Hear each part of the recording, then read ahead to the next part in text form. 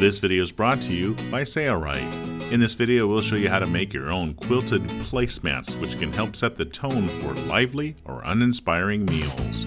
Coordinate the colors of your dining room to achieve warmth and elegance.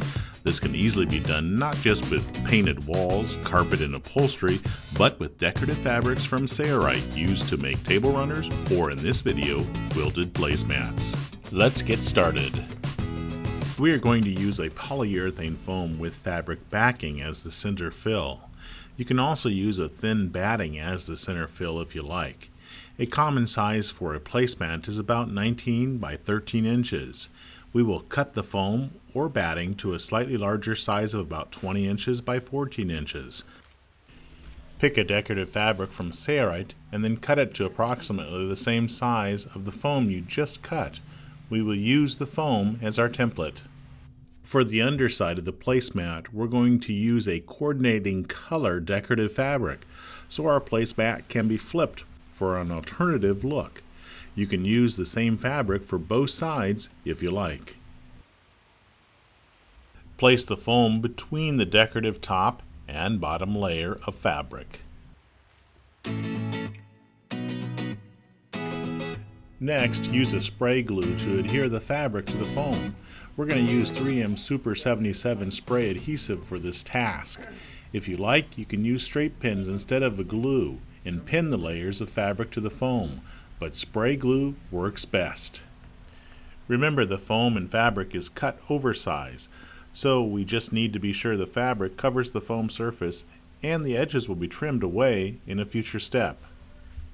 If using a spray adhesive like this, be careful about overspray. Cover the work area with paper or plastic if you want to protect it. We are using a spray box, which helps reduce overspray.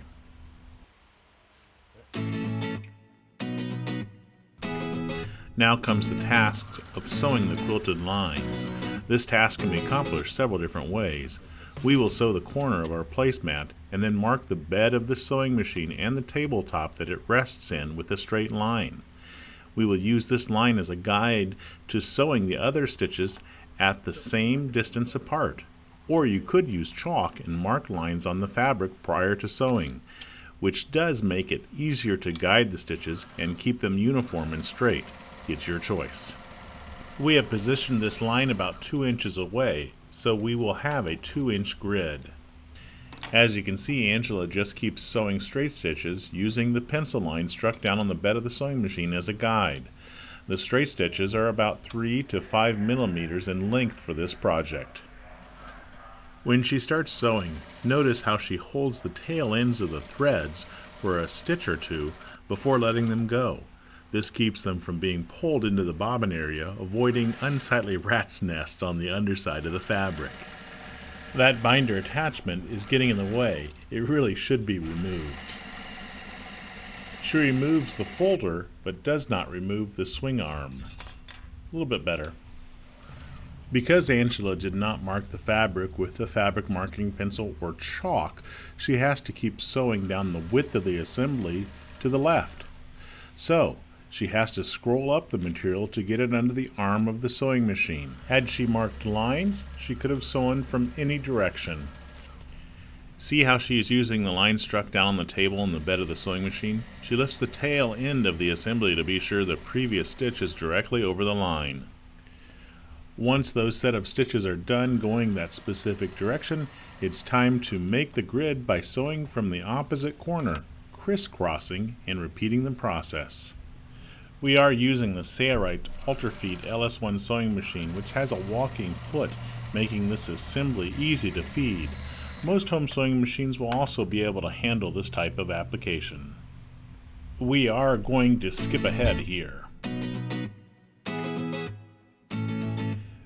We find it easier to make a cardboard pattern, which is about 19 inches by 13 inches with rounded corners. Here we're using a cone of thread to create the rounded corners. You could also use a cup's bottom. Now we are assured that all the placemats will be the same size. Trace around your pattern and then cut it out with scissors. We like to use a bias binding around the sides of the placemat. This is a prefabricated sunbrella binding which is 3/4 inch wide. A 1-inch binding will also work. We're using the binder attachment to make the job of sewing the binding easy. It can also be fed by hand and sewn. You can also make your own bias binding with a tape maker or by hand if you want a specific decorative fabric or color that does not come prefabricated.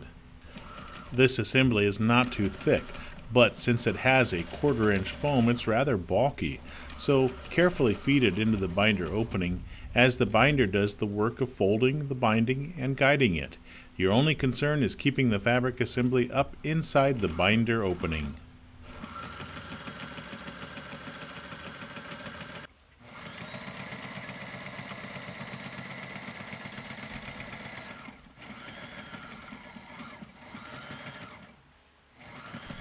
When it comes time to join the 2 ends together, stop short by about 6 inches and cut the excess off the end where you started sewing. Then trim off the binding in the feeder so it overlaps by about a 1/2 inch or more.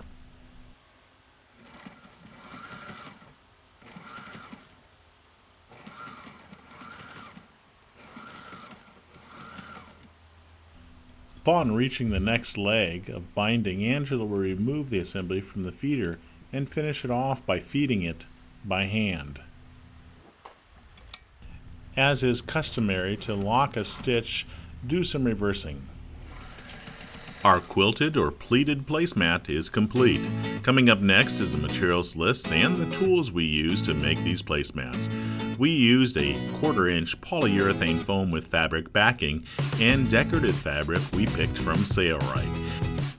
At Sailrite, you will find a large selection of gorgeous fabrics with fantastic colors and patterns. Pick yours today and do it yourself.